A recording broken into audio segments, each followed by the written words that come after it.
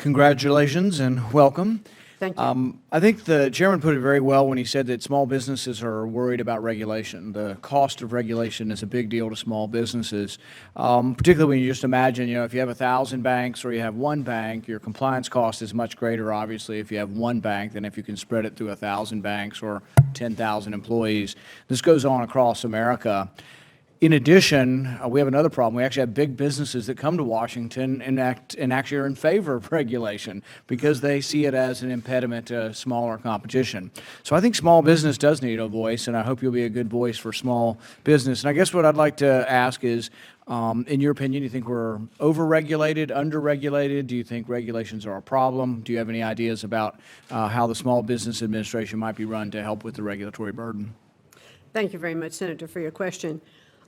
What I heard constantly when I was campaigning through the state of Connecticut from small businesses was the over-regulation environment was just costing them time, effort, and money that they couldn't focus on their business.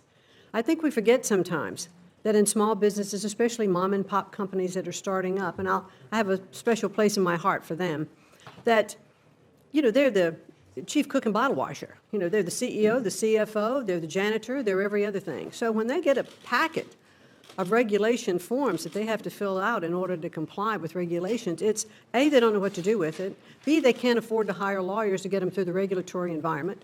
So either they become more at fault and not in compliance, or they've taken time away from their business to do it. And so it is really difficult, for small businesses to have to suffer under, I think, that kind of burden of the regulatory environment. One of the other burdens or costs of small business is taxes, and I probably wouldn't discount it from regulations. I'd probably say it's about equal. A lot of small businesses pass through their income LLCs as individual income, so a moderately successful small business might be paying 39.6, income tax, but then in addition, you got an Obamacare tax, so you're like 43, 44 before you, God forbid, live in the Northeast and have a 12% state income tax on top of that.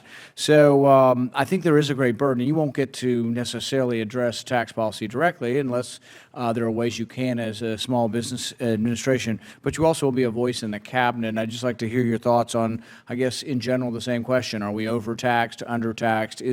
Is our tax structure currently an impediment to the formation of small business? Well, thank you. And having first started out as a sub-S corp, and then Women's Leadership Live that I started as an LLC, so I fully understand how the pass-through aspect of that income works. And I do think that if we are involved in tax reform, we do need to consider how to also make it a level playing field for those pass-through companies. So I would be a strong advocate for that. Thank you. Good luck. Thank you.